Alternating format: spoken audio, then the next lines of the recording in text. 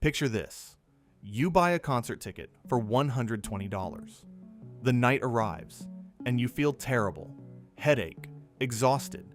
The last thing you want to do is leave the house. But you go anyway.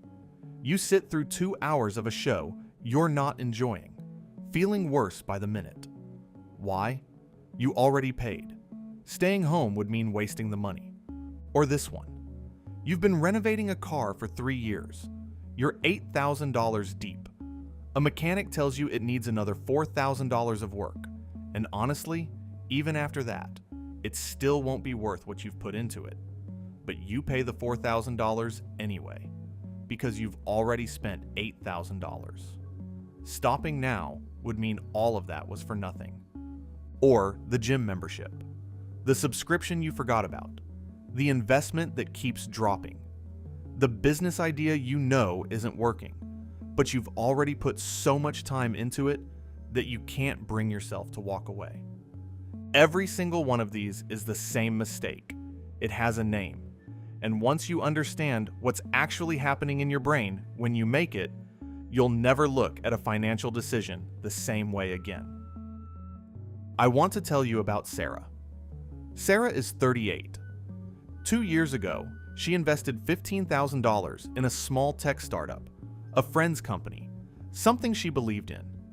Within 6 months, it was clear the business model wasn't working. The product wasn't finding customers.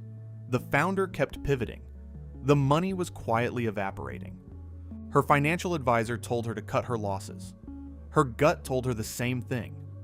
But every time Sarah came close to pulling out, the same thought stopped her. I've already put in $15,000. If I leave now, all of that is gone. So she didn't leave. She waited. And then, 8 months later, the startup folded entirely. Sarah lost the full $15,000. But here's the detail that really stings. In the final 6 months, after she already knew the warning signs, Sarah put in another $8,000 because the founder said he just needed one more push to turn things around. And because Sarah had already spent $15,000 and stopping felt like admitting defeat.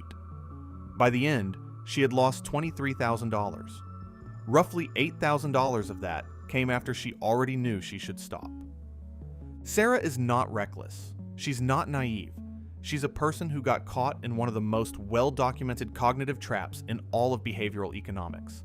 A trap that affects investors, business leaders, governments, and ordinary people in equal measure. A trap that costs the average person far more than they realize.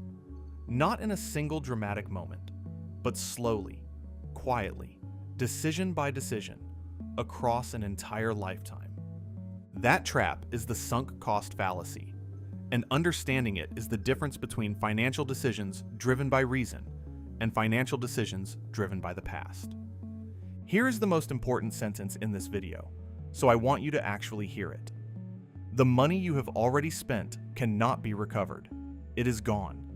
And whether you continue or stop, the past cost does not change. That's what economists mean by a sunk cost. An investment of money, time, or effort that is irrecoverable. It happened. It's done. It has zero bearing on whether continuing makes sense going forward. The sunk cost fallacy is what happens when we let that irrecoverable past investment influence a decision that should only be about the future. When you sit through a movie you hate because you paid for the ticket money is gone, whether you stay or leave. The only question that should matter is, do I want to spend the next 2 hours watching this? But your brain refuses to let you ask only that question. It drags the ticket price into the room and makes it part of the calculation. When you keep a gym membership you never use, the past months of payments are gone. The only question is, am I going to use this going forward? But again, your brain treats canceling as losing what you've already spent, so you keep paying. Rational decision-making says that only future costs and future benefits should determine your next move. The past is irrelevant. It cannot be changed. It should carry no weight. But human beings are not rational decision makers. We are emotional ones. And the emotion driving the sunk cost fallacy is one of the most powerful in the human experience: the refusal to accept loss. The sunk cost fallacy is costly on its own, but it has a more dangerous companion, something psychologists call escalation of commitment. And this is where ordinary financial mistakes turn into devastating ones. Escalation of commitment is what happens when the sunk cost fallacy doesn't just keep you in a bad decision. It makes you double down on it. Invest more, spend more, commit further, because stopping now would mean everything you've already given was wasted. You see this pattern everywhere once you know what to look for. The investor who buys more of a falling stock, not because new analysis says it will recover, but because selling at a loss would make the original purchase feel like a mistake. So they average down and down and down until a manageable loss becomes a catastrophic one.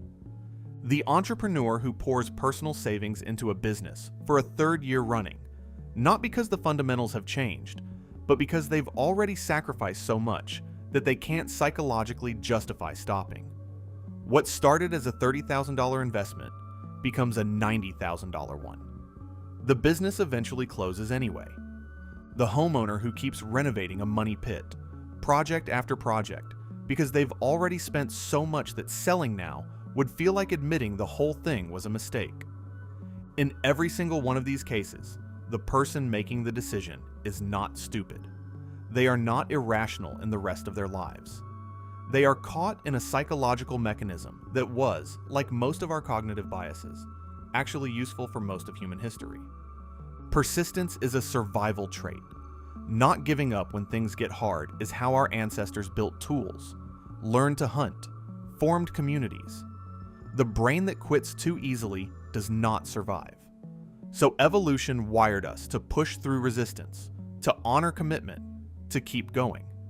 The problem is that in a modern financial context, that same wiring tells you to keep throwing money at a startup that's already dead. Think about Sarah again. The $15,000 she originally invested, that was a reasonable risk on a venture she believed in. People lose investments. That's part of how investing works. The $8,000 she lost after the warning signs were already clear. That's the sunk cost fallacy, compounded by escalation of commitment. That's the expensive part. That's what we're here to stop. So, how do you actually beat this? Not with more discipline, not with stricter rules or a harder mindset. You beat it by changing the question you ask, and by building systems that make the right question easier to access in the moment when your brain is trying to pull you backward. 3 tools, all of them backed by research, all of them usable starting today. Tool number 1, the starting from zero reframe. This is the single most powerful cognitive tool for cutting through the sunk cost fallacy, and it's 3 words long. Before any financial decision, whether to continue an investment, keep a subscription, stay in a business venture, or pour more money into a renovation, ask yourself, starting from zero, knowing what I know now, would I choose this? Not. Given everything I've already spent, does it make sense to continue? But if I had never started, and someone offered me this opportunity today, would I take it? If the answer is no, if you would not choose it fresh, then the past investment is not a reason to continue. The past investment is a sunk cost. It's gone. The only question is what happens from here. Write this on a card. Put it next to your desk. This question is worth thousands of dollars a year to most people who use it consistently. Tool number 2, pre-commit to your exit conditions. One of the reasons the sunk cost fallacy is so hard to beat in the moment is that you're making the decision while already emotionally invested. By the time the warning signs appear, your brain has already built a narrative around why you should stay. The solution is to make the decision before you're invested, when you're still thinking clearly. Before you start any significant financial commitment, define your exit conditions in writing. I will sell this investment if it falls below X. I will close this project if it hasn't reached Y by this date. I will cancel this subscription if I haven't used it within Z weeks. Specific, measurable, written down before you begin. When you reach those conditions, you don't deliberate. You don't negotiate with yourself. The decision has already been made by a version of you that wasn't emotionally compromised. You simply act on it. Investors call this a stop-loss order, but the principle applies to every financial decision you'll ever make. Pre-commitment removes the sunk cost fallacy from the equation because the exit isn't a reaction, it's a plan. Tool number 3, separate the decision from the identity. Here's something the research makes very clear. The sunk cost fallacy is significantly worse when the original decision was public. When you've told people about your investment, when your business idea is something your family knows about, when your renovation is something your friends have been following. Stopping doesn't just feel like losing money. It feels like being wrong in public. And human beings will spend extraordinary amounts of money to avoid being wrong in public. This is why the third tool is the hardest one, and also the most freeing. The decision to continue is not a statement about you. The decision to stop is not a failure. Cutting a loss is not an admission that you were foolish to start. Every successful investor in history has walked away from positions that didn't work. Every successful entrepreneur has closed ventures that weren't viable. The question was never whether you would ever make a bad bet. The question is whether, once you know a bet isn't working, you can release it cleanly, rationally, without your ego demanding more sacrifice to protect its story. Walking away from a sunk cost is not losing. It is making an active choice to protect everything you haven't spent yet. Sarah's $23,000 is gone. That part of the story doesn't change. But the $8,000 she lost after the warning signs, the money she spent doubling down on a decision she already knew was failing, that part was optional. That part was the sunk cost fallacy at work, and it was preventable. 3 months after the startup folded, Sarah sat down and wrote out her exit conditions for every investment she held. Not because she was punishing herself for what happened, because she finally understood that the real risk isn't making a bad bet. It's staying in one. There's a saying in poker, the money in the pot is not yours anymore. Once it's in, it's gone. The only question is whether the next card justifies the next bet. Every financial decision you make works the same way. Whatever you've already spent, the money, the time, the years, is in the pot. It's not coming back. The only thing you control is what you do from this moment forward. That's not a pessimistic thought. It's an enormously liberating one, because it means every decision is a fresh one. Every exit is available to you. Every position you're in right now can be evaluated purely on its merits, not on the weight of what it cost you to get there. The sunk cost fallacy and escalation of commitment are 2 of the 6 major cognitive biases reshaping how we think about this series. In the last video, we covered loss aversion and present bias. Coming up next, lifestyle inflation and hedonic adaptation.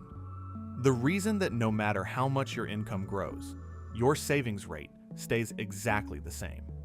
If you've ever got a raise and somehow ended up no better off 6 months later, that's the video for you.